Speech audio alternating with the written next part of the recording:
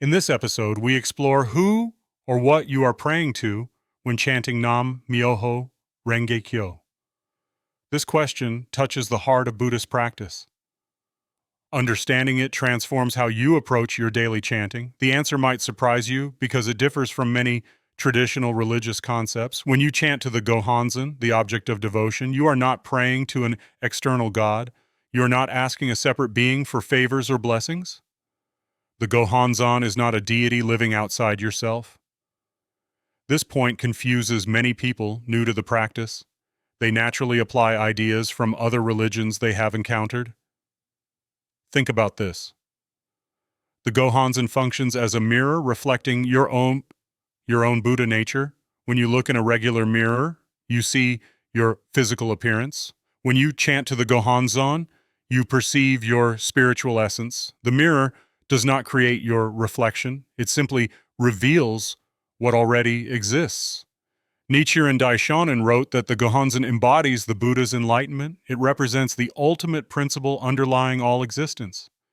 When you chant Daimoku, another word for Nam Myoho Renge Kyo, you connect with this universal law. More importantly, you awaken this same law within yourself. The Buddha nature exists equally in every person. It is not something you earn or develop from scratch. You were born with complete Buddha nature. However, it remains hidden beneath layers of delusion and negativity. Daily practice gradually removes these obstructions. The Gohonzon helps focus your efforts. Here's the truth. You are essentially praying to your highest self. You are calling forth the enlightened potential buried within your life. This is not self-worship in an egotistical sense. Rather, it recognizes the supreme dignity of human life. Each person contains the same enlightened essence as Shakyamuni Buddha. The Lotus Sutra teaches that all people can attain Buddhahood. This revolutionary idea shocked people in ancient India. Earlier teachings suggested only special individuals could reach enlightenment. The Lotus Sutra declared that everyone possesses this potential equally. Nichiren Daishonin built his entire teaching on this foundation. When you sit before the Gohonzon and chant, something profound occurs. Your individual life fuses with the universal life force. The boundary between self and universe dissolves temporarily. You experience oneness with all existence. This fusion activates your Buddha nature and brings it to the surface. Consider this point. The Gohonzon contains written characters representing various Buddhist concepts and beings. These characters map the enlightened life state. They show the relationship between the Buddha and all phenomena. But these are symbols pointing toward truth, not magical words with independent power. Your faith and practice generate the actual power. The Gohonzon provides direction and focus.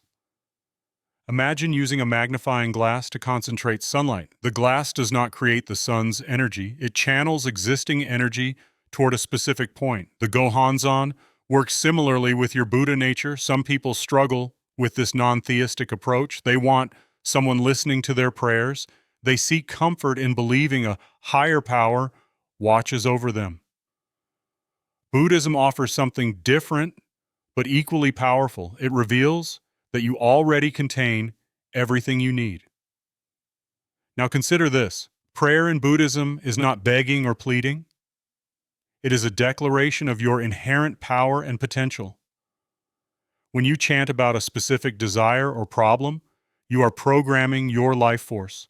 You direct your Buddha nature toward manifesting specific outcomes. This explanation does not make Buddhism cold or mechanical. Profound emotion and connection fill sincere practice.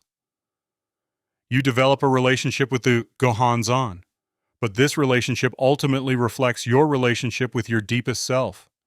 The Gohonzon becomes a trusted companion on your spiritual journey. Nichiren Daishonin wrote that the true object of worship is the Buddha nature within all people. The Gohonzon represents this Buddha nature in visual form. By chanting to it, you awaken to your own Buddha nature. You reveal it in your daily life through transformed thoughts, words, and actions. The practice works because you are tapping into actual power within yourself. You are not hoping an external force intervenes on your behalf. You are activating capabilities you already possess. This makes you the active agent in creating your life. You cannot blame fate or gods for your circumstance. Listen to this. The Gohonzon shows the enlightened life of Nichiren Daishonin himself. He inscribed his life in sumi ink on paper or wood.